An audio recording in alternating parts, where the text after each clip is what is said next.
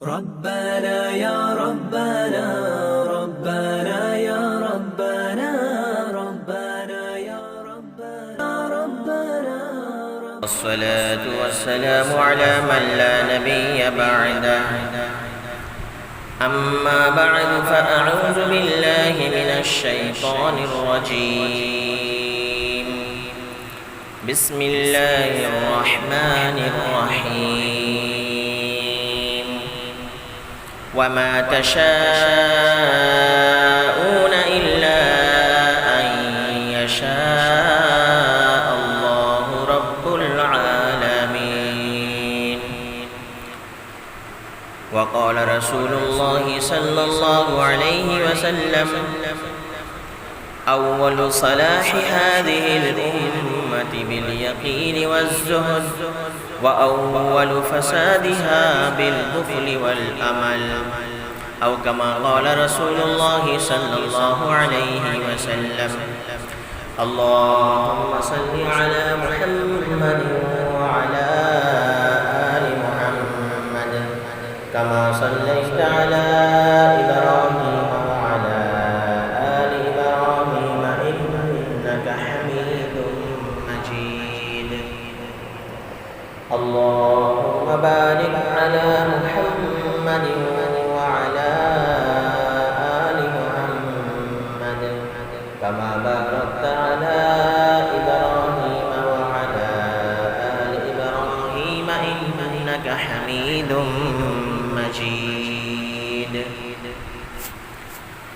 معزز و مکرم بزرگان محترم اور میرے عزیز دوستوں اور بھائیوں،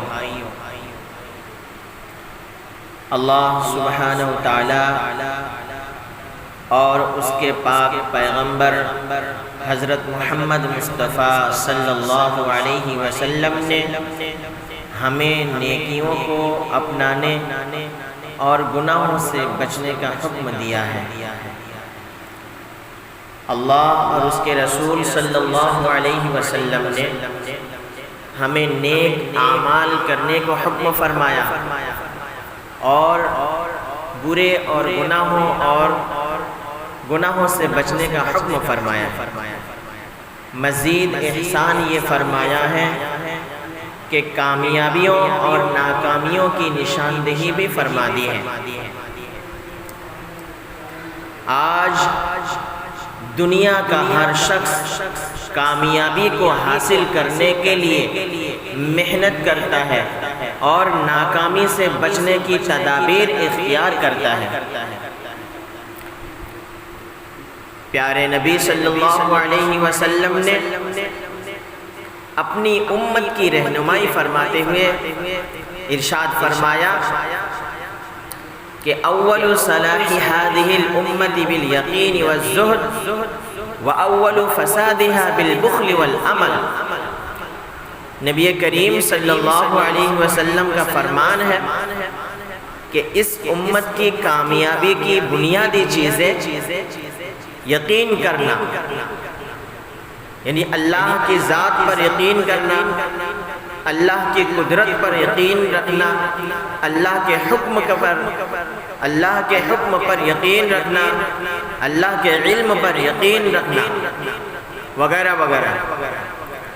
نبی کریم صلی اللہ علیہ وسلم نے ارشاد فرمائی کہ کامیابی کے حصول کے لیے دو راستے ہیں، جو شخص ان راستوں پر چلے گا یقیناً وہ کامیاب ہوگا۔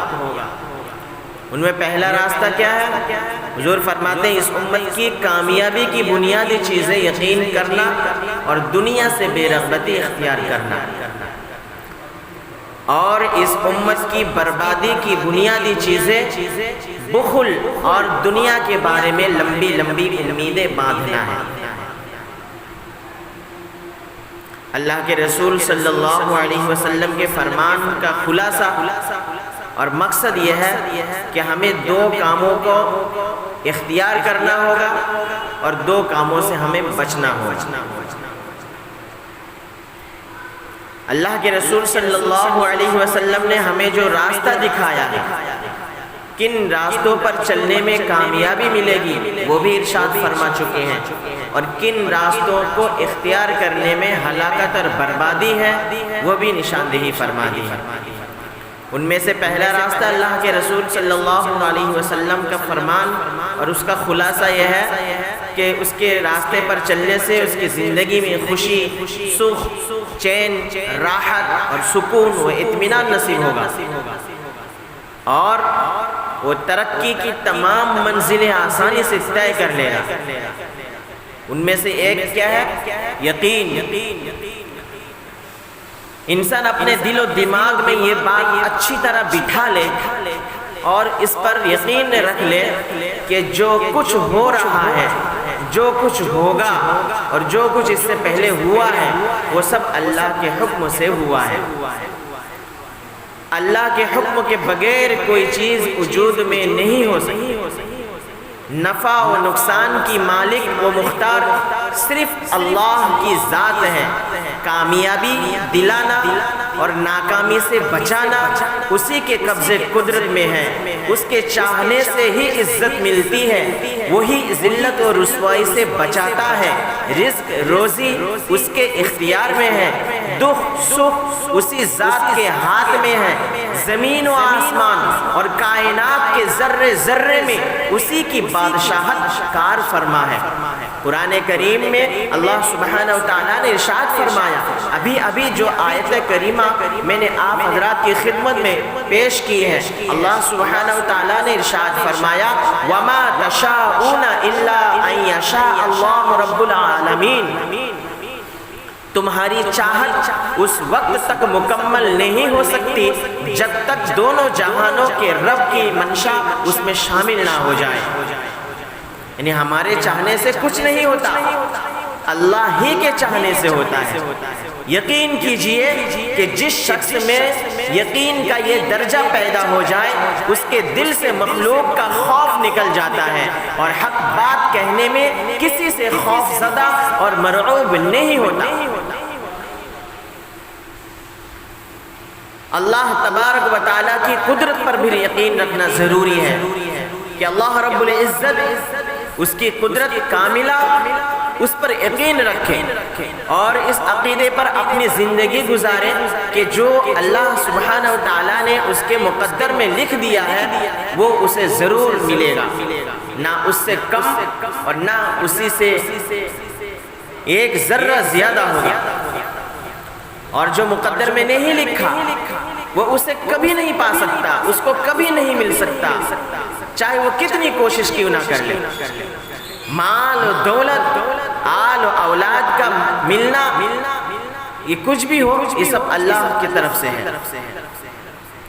رزق کی فراخی ہو یا قلت و تنگدستی، حوادثات، زمانے سے محفوظ رہنا ہو یا مصائب میں، یہ سب اللہ کی طرف سے ہے جو کچھ ہو رہا ہے۔ الغرض ہر بات میں اللہ کی قدرت کاملہ اس کی ساری تدابیر پر غالب رہتی ہے۔ جس شخص میں یقین کا یہ درجہ پیدا ہو جائے، جس شخص میں یقین کا یہ درجہ پیدا ہو جائے وہ دنیا کے حصول میں میانہ روی اختیار کر لیتا ہے اور غیر شرعی مصروفیات سے دور رہنے کی کوشش کرتا ہے۔ خدا نخواستہ کبھی نقصان ہو بھی جائے تو اس کا دل اللہ کی رضا پر راضی رہتا ہے، صبر و شکر کا عادی بن جاتا ہے جو اسے ذہنی تکلیف سے نجات دلاتی ہے۔ انسان اپنا یہ عقیدہ بنائے کہ اللہ تبارک و تعالیٰ کو میرے ہر عمل کا علم ہے، میں جو کچھ کر رہا ہوں، جو کچھ کیا تھا، آئندہ میں جو کچھ کروں گا میرا اللہ مجھے دیکھے گا، میرے ہر بات اللہ سبحانہ و تعالیٰ سنتا ہے، میرے قول، فعل اور ظاہر و باطن سے بخوبی وہ واقف ہے۔ وہ ذات رات کے اندھیروں میں، دن کے اجالوں میں، آبادیوں اور ویرانوں میں، جنگلوں اور پہاڑوں میں، زمینوں اور آسمانوں میں جو کچھ کر رہا ہوں، جو کچھ ہو رہا ہے اس کے احاطہ علم میں ہے، کوئی چیز بھی اس سے مخفی نہیں ہے۔ قرآن کریم میں اسی بات کو یوں سمجھایا ہے، اللہ یعلم ما تحمل کل انثی وما تغیض الارحام وما تزداد وکل شیء عنده بمقدار عالم الغیب والشہادۃ الکبیر المتعال سواء منکم من اسر القول ومن جہر به ومن هو مستخف باللیل وسارب بالنہار۔ اللہ کے علم میں ہے وہ جو حمل والی خواتین کے پیٹ میں ہے اور جو کچھ رحم مادر میں بڑھتا یا سکڑتا ہے، اور ہر چیز کے لیے اس کے ہاں ایک پیمانہ مقرر ہے۔ وہ پوشیدہ کو بھی جانتا ہے، ظاہر کو بھی جانتا ہے، باطن کو بھی جانتا ہے۔ وہ سب سے بڑا اور برتر ہے، اس کے ہاں برابر ہے، کوئی آہستہ بولے یا زور سے سب کچھ وہ سن لیتا ہے۔ اسی طرح اس کے لیے یہ بات بھی برابر ہے، جو رات کو چھپ جائے یا دن کو ظاہر ہو کر پھرے۔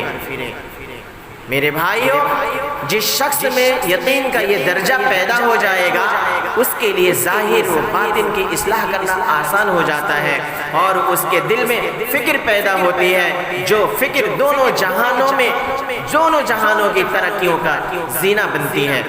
وہ کھلے عام بھی برائیوں کو چھوڑ دیتا ہے اور چھپ کر بھی گناہ کرنے سے بچتا ہے، معصیت سے دور رہتا ہے، تاکہ اس کا رب ناراض نہ ہو جائے۔ آج یہ تصور ہمارے دل کے اندر آ جائے کہ ہم جو کچھ کر رہے ہیں ہمارا یقین ہو کہ میرے اللہ مجھے دیکھ رہا ہے، میرا رب مجھ سے ناراض نہ ہو جائے۔ پھر قیامت کے دن پر یقین رکھنا بھی ضروری ہے۔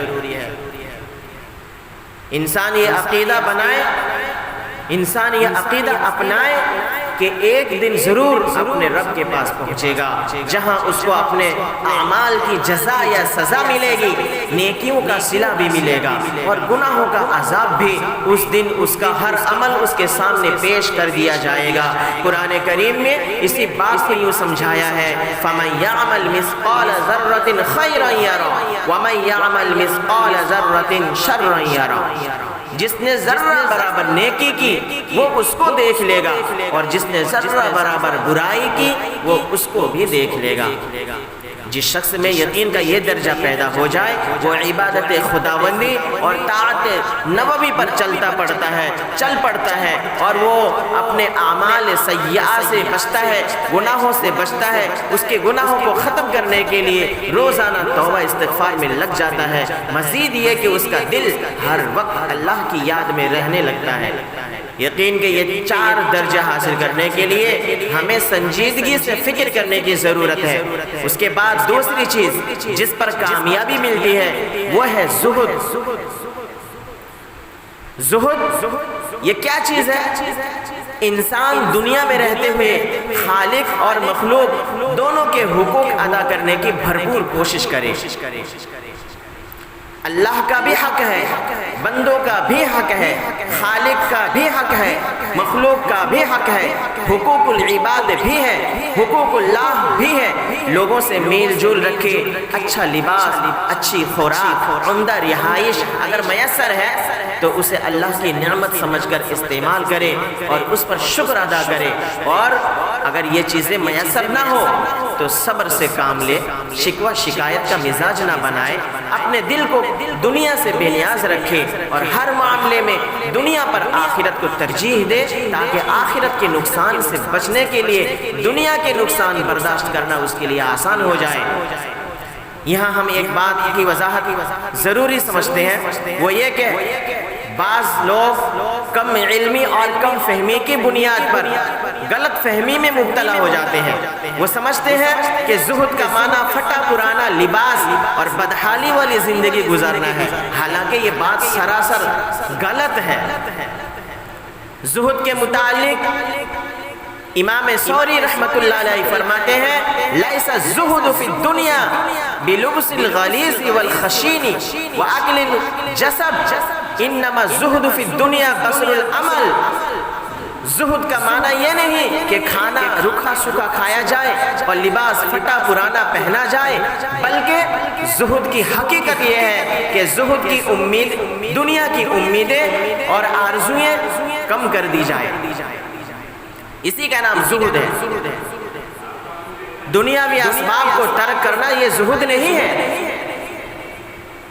شریعت میں جائز اور حلال چیزوں سے نفع حاصل کرنے کو ناجائز خیال کر رکھے. شریعت میں جائز اور حلال چیزوں سے نفع حاصل کرنے کو ناجائز خیال کر کے رہنا یہ زہد کی حقیقت نہیں ہے، بلکہ زہد کی حقیقت لا علمی ہے. ہمارے یہاں ایک المیہ یہ بھی ہے کہ بعض لوگ دنیاوی کام کاج چھوڑ دیتے ہیں، ملازمت سے استعفیٰ دے دیتے ہیں اور حلال رزق کمانے کے بجائے وہ بیٹھ جاتے ہیں اور یہ تصور کرنے میں لگ جاتے ہیں کہ بس اب تو گھر کے ایک کونے میں بیٹھ کر عبادت کی جائے. یہ زہد ہرگز نہیں ہے، بلکہ حلال کمائی کرنا، ہاتھوں سے کمانا، رزق تلاش کرنا، یہ دوسرے درجے کے فریضے میں سے ہے. ایک روایت میں رسول اکرم صلی اللہ علیہ وسلم نے ارشاد فرمایا، طلب کسب الحلال فریضۃ بعد الفریضہ. حلال رزق تلاش کرنا، حلال رزق کو طلب کرنا اور حلال کمائی کمانا، یہ دینی دوسرے درجے کے فرائض میں سے دوسرے درجے کے فرائض ہے. اول الفرائض نمازوں کا ادا کرنا، زکوٰۃ ادا کرنا، رمضان کا روزہ رکھنا، بیت اللہ کا حج کرنا، ایمان لانا، یہ تو اول الفرائض ہے. اس کے بعد دوسرے درجے کی جو فرائض ہے، حلال رزق تلاش کرنا، حلال کمائی کرنا، گھر میں صرف بیٹھ کر اللہ پر توکل کرنا، یہ زہد کے خلاف ہے. امام مالک رحمۃ اللہ علیہ کا قول ہے، طیب الکسب و قصر العمل. حضرت فرماتے ہیں کہ رزق حلال کمایا جائے اور دنیا کی لمبی آرزوؤں کو چھوڑ دینا چاہیے، اسی کا نام زہد ہے. رسول اللہ صلی اللہ علیہ وسلم صرف کامیابی کی روشن راستوں تک نہیں رہنمائی نہیں فرمائی، بلکہ ناکامی کے راستوں کی نشاندہی بھی کر دی تاکہ اس سے بچا جا سکے. چنانچہ آپ نے بخل اور عمل یعنی دنیا کی لمبی امیدوں کو ناکامیوں کے تاریک راستے قرار دیا ہے، جس پر چل کر انسان دونوں جہاں میں ناکام اور نامراد رہتا ہے. اب بخل کیا ہے؟ خرچ کرنے کے مواقع پر جہاں خرچ کرنے کی ضرورت ہے، خرچ کرنے کے مواقع پر بھی خرچ انسان نہ کرے تو اس سے دنیا کی محبت، لالچ، طمع اور حرص پیدا ہوتی ہے. انسان ہر وقت پیسوں کو گن گن کر جوڑنے کی فکر میں رہتا ہے، اپنے آپ پر، آل اولاد پر، عزیز و اقارب پر اور ضرورت مندوں پر خرچ کرنا، ان کے لیے مالی حقوق ادا کرنا ان کے لیے بہت مشکل ہوتا ہے. اس کی طبیعت اور مزاج میں سب رشتوں کی قدر مال اور دولت سے کم ہوتی ہے. اللہ کی راہ میں خرچ نہ کرنا، واجبی صدقات، زکوٰۃ، عشر اور قربانی نہ کرنا اور یتیموں، مسکینوں، غریبوں، ان پر ہمدردوں پر یہ خرچ نہ کرنا، یہ کم ہو جاتا ہے اس کے دل سے. اس لیے وہ خالق اور مخلوق دونوں کی نظروں سے گر جاتا ہے. اللہ کے نظر سے بھی گرتا ہے اور بندوں کے نظر سے بھی گر جاتا ہے. اس لیے نبی کریم صلی اللہ علیہ وسلم نے اس بری صفات سے بچنے کا حکم دیا ہے اور اسے فساد امت کی جڑ قرار دیا ہے. ایک چیز ہے کفایت شعاری. کفایت شعاری اور بخل میں فرق ہے. کفایت شعاری بہت ضروری چیز ہے، اسے اپنے نے کیا حکم دیا ہے کہ جبکہ بخل ناپسندیدہ بات ہے، کنجوسی جسے کہتے ہیں، اس سے بچنے کا حکم کیا ہے. کفایت شعاری یہ ہے کہ انسان فضول خرچی سے بچے. کفایت شعاری یہ ہے کہ انسان فضول خرچی سے بچے، لیکن ضرورت کے مواقع پر مناسب طریقے سے خرچ کرے، اپنی حیثیت کے مطابق اپنے آپ پر، اپنے اہل خانہ پر، آل اولاد پر، قریبی رشتہ داروں پر اور ضرورت مندوں پر خرچ کرے. جبکہ بخل یہ ہے کہ انسان کا خون سفید ہو جائے، اس کی نگاہ میں خونی رشتوں اور انسانی قدروں اور معاشرتی تقاضوں کی کوئی اہمیت باقی نہ رہے، بس پیسہ ہی سب کچھ. اور دنیا کی لمبی لمبی امیدیں باندھنا اللہ کے رسول صلی اللہ علیہ وسلم نے منع فرمایا. دنیا کی لمبی لمبی امیدیں باندھنا اور ان امیدوں کی تکمیل میں آخرت کو بھول جانا، یہ کتنی بری بات ہے. آج ہماری حالت ایسی ہوتی جا رہی ہے کہ ہم نے اپنی دنیا کو، امیدوں کو پر کرنے کے لیے، اپنی دنیا کو بڑھانے کے لیے اور پیسوں اور دولتوں کو اضافہ کرنے کے لیے پورا کوشش ہماری یہی ہے. جائز اور ناجائز، حلال اور حرام کی پرواہ نہیں کرتے. کتنے افسوس کی بات ہے، اپنی تمام تر توانیاں اور تمام دنیاوی مال و متاع کے حصول میں لگے رہے ہیں، آخرت کو بھول چکے ہیں۔ موت، قبر، میدان حشر، جنت، جہنم اور اخروی انعام و عذاب کو یکسر بھول بیٹھے ہیں، ہر وقت اپنے دھن میں لگے ہوئے ہیں، جبکہ ایک پل کا علم نہیں کہ کب جان نکل جائے۔ اس لیے ہمیں شریعت کی مبارک تعلیمات پر چلنا ہوگا، ورنہ دنیا و آخرت میں ہماری نجات ممکن نہیں۔ تو پوری تقریر کا خلاصہ یہ ہے کہ رسول اکرم صلی اللہ علیہ وسلم کی جو ارشادات آپ حضرات کے سامنے رکھے ہیں، حضرت فرماتے ہیں کہ اول صلاح هذه الامه بالیقین والزہد واول فسادها بالبخل والعمل۔ رسول اکرم صلی اللہ علیہ وسلم فرماتے ہیں اس امت کی کامیابی کی بنیادی چیزیں یقین کرنا ہے۔ جیسے میں نے عرض کیا کہ اللہ کی ذات پر یقین ہو، اللہ کی قدرت پر یقین ہو، اللہ کے علم پر یقین ہو، اللہ کی طاقت اور قدرت اور اللہ کے فیصلوں پر یقین ہو، اللہ کے امر پر، اللہ کے حکم پر یقین ہو۔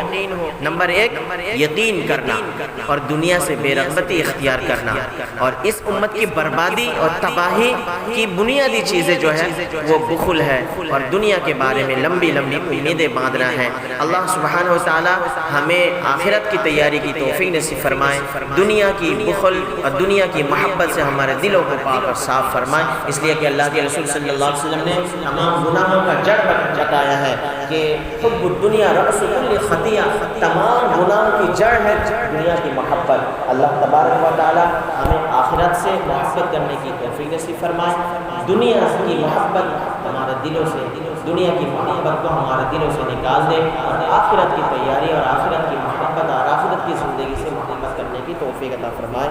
آمین و آخر دعوانا ان الحمد للہ۔